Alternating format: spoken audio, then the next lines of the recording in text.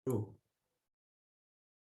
Oke, Assalamualaikum warahmatullahi wabarakatuh. Di sini saya Rasyad Fazaril Akbar dan Arzanda Juan akan menjelaskan mengenai liberalisme di Indonesia. Sebelum kita masuk ke materi itu, kita akan memahami dulu apa itu liberalisme. Liberalisme adalah paham yang meyakini bahwa kebebasan politik dan ekonomi merupakan hak setiap individu dan ketidakadilan sosial merupakan hal yang wajar terjadi. Awal perkembangan liberalisme terjadi di Inggris pada tahun 1215. Pada saat itu, Raja John mengeluarkan Piagam Magna Carta yang menjamin kebebasan hak individu. Piagam Magna Carta merupakan langkah awal pembatasan kekuasaan absolut para raja Inggris. Pemikiran lebih lanjut mengenai liberalisme di Inggris dikembangkan oleh John Locke dalam bukunya yang berjudul Two Theories of Government. Dalam buku tersebut, John Locke menyatakan bahwa pemerintah memiliki tugas utama untuk menjamin hak-hak dasar rakyat. Kita akan masuk ke liberalisme masuk ke Indonesia. Liberalisme masuk ke Indonesia setelah sekularisme masuk ke Indonesia. Karena sekularisme merupakan akar dari liberalisme. Paham-paham ini masuk secara paksa ke Indonesia melalui proses penjajahan, khususnya penjajahan pemerintah Hindia Belanda. Pemerintahan Hindia Belanda mulai menjalankan politik pintu terbuka, yaitu Indonesia terbuka bagi para pengusaha swasta, kapitalis, dan atau pemilik modal. Dan pemilik modal dapat menanamkan modalnya untuk usaha di bidang perkebunan, pertambangan, perindustrian, dan perdagangan. Para pengusaha diberi kesempatan untuk menyewa tanah dalam kurun waktu yang cukup lama. Di sini kita akan membahas mengenai hubungan kapitalisme dan liberalisme. Liberalisme yang menginginkan kebebasan individu, yang berarti adanya pengurangan peran negara dalam urusan perekonomian dan memperbesar peran individu dalam urusan ekonomi. Maka dari itu, muncullah konsep pasar bebas yang dianggap bisa menjadi alat untuk menghubungkan negara dan bangsa yang ada di dunia secara damai dan demokratis.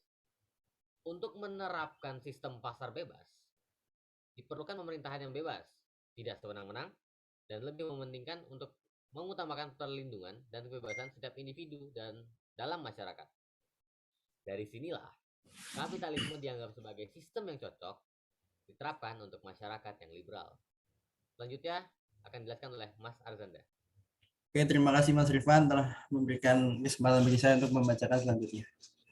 Kapitalisme itu sendiri merupakan sebuah realisasi sosial di mana di dalamnya didasari dengan perikatan materi.